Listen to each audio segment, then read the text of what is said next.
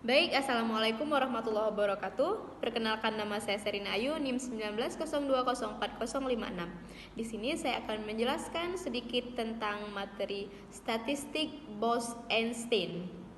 Nah, statistik Bose-Einstein untuk assembly boson yaitu partikel kuantum dengan spin merupakan kelipatan bulat dari H/2π. Contoh partikel boson adalah foton, fonon, atau atom helium. Nah, yang pertama itu ada sifat dasar boson.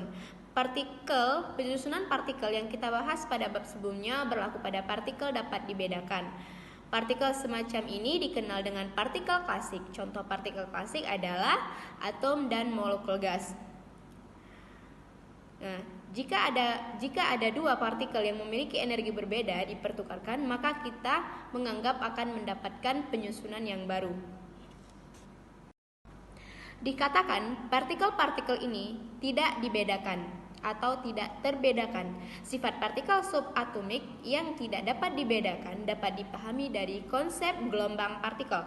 Panjang gelombang de Broglie, partikel-partikel tersebut memenuhi H per mv dengan m massa partikel dan v adalah laju partikel. Karena m untuk partikel subatomik sangat kecil, maka panjang gelombang cukup besar. Kondisi sebaliknya dijumpai pada partikel klasik seperti molekul-molekul gas, massa partikel sangat besar sehingga gelombang sangat kecil. Akibatnya terjadi tumpang tindih fungsi gelombang partikel-partikel tersebut, sehingga secara prinsip partikel-partikel tersebut tidak dapat dibedakan. Kemudian, sistem kuantum yang akan kita bahas ada dua macam, yaitu boson dan fermion. Nah, boson ini adalah sistem yang memiliki spin kelipatan bulat dari H/2π. Sistem ini tidak memenuhi prinsip eksklusi Pauli, sehingga satu tingkat energi dapat ditempati oleh partikel dalam jumlah beberapa pun. Sebaliknya, fermion memiliki spin yang merupakan kelipatan ganjil dari 1/2 H/2π. Sistem ini memenuhi prinsip eksklusi Pauli. Tidak ada dua partikel atau lebih yang memiliki keadaan yang sama. Kemudian ada konfigurasi boson. Sifat rata-rata assembly dapat dianggap sama dengan sifat pada konfigurasi maksimum tersebut. Kita tetap membagi tingkat energi sistem-sistem dalam assembly atas M kelompok sebagai berikut, yaitu kelompok 1 memiliki jumlah keadaan G1 dan energi rata-rata E1 sampai kelompok M memiliki jumlah keadaan Gm dan energi rata-rata Em. Oleh karena itu, jika jumlah total kursi adalah G1, maka jumlah total kursi yang dapat dipertukarkan hanya G1-1. Karena salah satu kursi harus tetap di ujung bawah. Bersama dengan partikel sebanyak N1, maka jumlah total benda yang dapat dipertukarkan dengan tetap memenuhi sifat boson adalah G1-1 plus N1 sama dengan G1 plus N1 min 1. Akibatnya jumlah cara penyusunan yang dapat dilakukan adalah G1 plus N1 min 1 faktorial. Jumlah cara pengambilan N sistem adalah N faktorial cara. Karena sistem tidak dapat dibedakan, maka jumlah tersebut harus dibagi dengan N faktorial, sehingga jumlah cara membawa N sistem ke tingkat-tingkat energi di dalam assembly adalah N faktorial per N faktorial sama dengan 1. Akhirnya kita dapatkan jumlah penyusunan sistem dalam assembly boson adalah W sama dengan sigma perkalian GS plus NS min 1 faktorial per NS faktorial GS faktorial dari S sama dengan 1 ke M. Kemudian ada konfigurasi maksimum.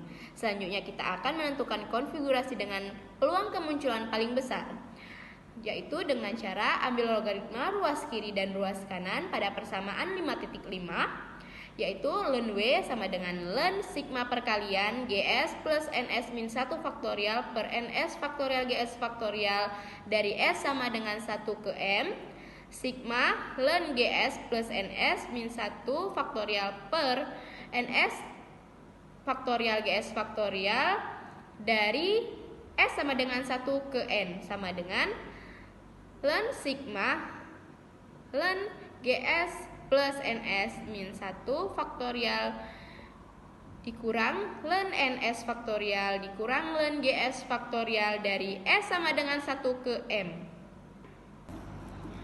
Baik, kemudian mari kita hitung suku per suku yang terkandung dalam persamaan 5.11 pada Romawi 2, yaitu delta GS plus NS min 1 do per do NS GS plus NS min 1 delta NS sama dengan delta NS.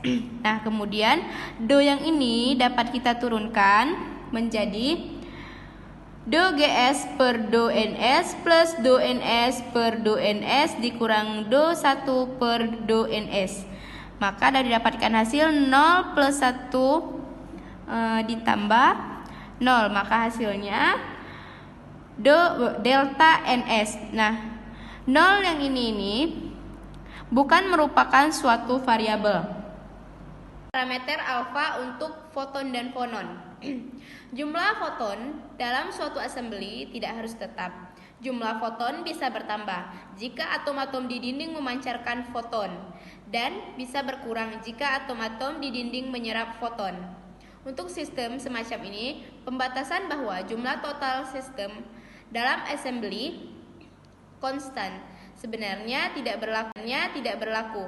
Pada penurunan fungsi distribusi Bose-Einstein, kita telah mengasumsikan bahwa jumlah sistem dalam assembly selalu tetap, yaitu delta N sama dengan 0. Constraint ini dimasukkan dalam persamaan dengan memperkenalkan faktor pengali Lagrange alpha.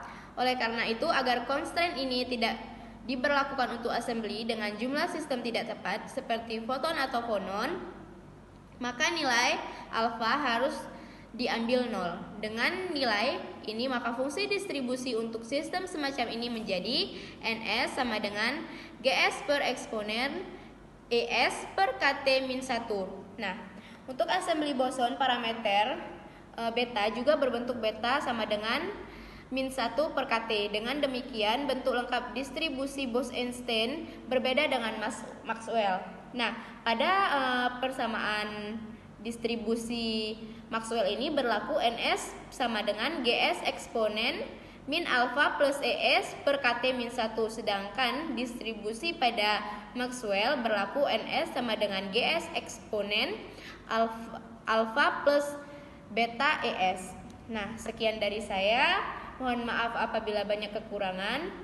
Mohon maaf apabila ada kesalahan dalam pengucapan. Assalamualaikum warahmatullahi wabarakatuh.